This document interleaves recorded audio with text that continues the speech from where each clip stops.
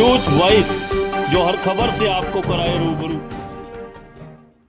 रेवाड़ी से कांग्रेसी विधायक चिरंजीव राव ने भाजपा को हर मोर्चे पर विफल बताया और कहा कि भाजपा शासित राज्यों में विकास के नाम पर कुछ नया नहीं हो रहा है। यही वजह है कि 5 राज्यों में होने जा रहे विधानसभा चुनाव में कांग्रेस पार्टी पूरी मजबूती के साथ चुनाव लड़ेगी। उन्होंने 5 राज्यों में कांग्रेस की सरकार बनने का दावा किया और कहा कि वे भी जल्द ही हर राज्य में चुनाव प्रचार के लिए निकलेंगे। चिरंजीव राव आज रेवाड़ी में महात्मा गांधी की पुण्यतिथि पर उन्हें श्रद्धा सुमन अर्पित करने के उपरांत पत्रकारों से बातचीत कर रहे थे। उन्होंने पार्टी कार्यकर्ताओं को महात्मा गांधी के आदर्शों पर चलने का संकल्प दिलाते हुए कहा कि देश की आज़ादी में महात्मा गांधी का बहुमूल्य योगदान रहा है, जिसे कभी भुलाया नहीं जा सकता। शहर की सरकार कही जाने वाली रेवाड़ी नगर परिषद की कार्यशैली पर सवाल उठाते हुए विधायक चिरंजीव राव ने कहा कि पहले जब हम आवाज उठाते थे तो ये लोग उसे विपक्ष का नाम देकर अनसुना कर देते थे, लेकिन अब तो खुद ही भाजपा के अपने ही लोग शहर के बदतर हालातों को लेकर जोर शोर से आवाज उठा रहे हैं। आज नगर परिषद में अफसरशाही हावी हो रही है और पार्षदों को अनसुना किया जा रहा है।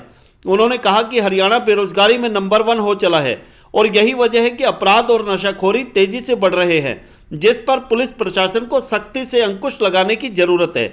रेवाड़ी से न्यूज वॉइस के लिए संजय कौशिक के साथ अजय सागर अत्री की रिपोर्ट। आज महात्मा गांधी जी की पुण्यतिथि के ऊपर हम सभी कांग्रेस के कार्यकर्ताओं ने आज उनको नमन किया। महात्मा गांधी जी जो हमारे देश के राष्ट्रपिता हैं और अगर किसी का सबसे बड़ा योगदान इस देश को आज़ाद कराने में रहा तो महात्मा गांधी जी को रहा।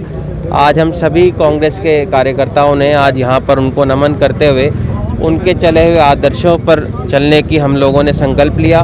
देखिए, कांग्रेस पार्टी 5 राज्यों में बड़ी मजबूती के साथ चुनाव लड़ेगी और हम जहां तक देख रहे हैं जितने भी जगह प्रचार हो रहा है सब लोगों के अंदर एक ये भावना है कि भाई बीजेपी ने पिछले 5 सालों में जहां जहां उनका राज रहा कोई विकास कार्य नहीं हुआ और हम भी अलग अलग जगह अलग अलग स्थानों के ऊपर प्रचार करने के लिए पार्टी में जाएंगे। पंजाब में अगले कुछ दिनों में मैं जाऊंगा प्रचार करने के लिए, काफ़ी सारे हमारे साथी वहां पर लड़ रहे हैं। उत्तराखंड के अंदर ही मेरा जाने का कार्यक्रम है, तो हर जगह जाकर कांग्रेस पार्टी का प्रचार करेंगे और कांग्रेस पार्टी की सरकार इन 5 राज्यों में बनेगी। बड़ी ही अजीब गरीब बात है कि जो बीजेपी के अपने पार्षद है, जो इनके वाइस चेयरमैन है, हम तो काफ़ी दिनों से आरोप लगा रहे थे कि शहर में बहुत सारी समस्याएं, चाहे जलभराव की हो, टूटी सड़कें हों, पर तब उस वक्त ये बात कहा करते थे कि विपक्ष का तो काम ही होता है भ्रामक प्रचार करना। अब देखिए, इनके खुद के पार्षद जो हैं, इनके खुद के वाइस चेयरमैन हैं, बाहर निकल कर कह रहे हैं कि नगर परिषद के अंदर कोई काम नहीं होता है, जन स्वास्थ्य विभाग के अंदर कोई काम नहीं होता है। तो कहीं ना कहीं इससे साफ तौर पे उजागर है कि जो सरकार के जो नुमाइंदे इनके हैं, ये अधिकारी हैं, वो इतने हावी हो चुके हैं कि पार्षदों की भी यहाँ पर अनसुनी हो जा रही है। देखिए, हरियाणा जो राज्य है बेरोजगारी के अंदर नंबर 1 हो चुका है, तो कहीं ना कहीं अगर युवाओं को नौकरियाँ नहीं मिलेगी, उनको कोई काम नहीं मिलेगा, तो गलत राह पर ही चलेंगे। मेरी पिछले दिनों में भी एसपी जो हमारे हैं उनसे मेरी बात हुई थी, उनको मैंने बताया भी था कि किन किन क्षेत्रों के अंदर, किन किन जगहों के अंदर ये जो नशे का व्यापार है ये बहुत ज़्यादा चल रहा है। उसके बाद उन्होंने कुछ दिन तो इसके अंदर कार्रवाई करी, पर अब मैं देख रहा हूँ फिर से वही चीज़ें जो है दोबारा से शुरू हो गई है। तो कहीं ना कहीं नशे के ऊपर मुझे लगता है हमें बहुत ज़्यादा दबाव बनाने की ज़रूरत है। दिल्ली रोड पर जो 50 गज का जो एक वो बनना था, पैच बनना था रोड का, वो उसका काम अभी तक समाप्त नहीं हो पाया। तो कहीं ना कहीं पूरे शहर के अंदर बहुत बुरी हालात हो चुके हैं। आप देखिए, सीवर ओवरफ्लो की समस्या जो है वो शहर के अंदर आम हो गई है।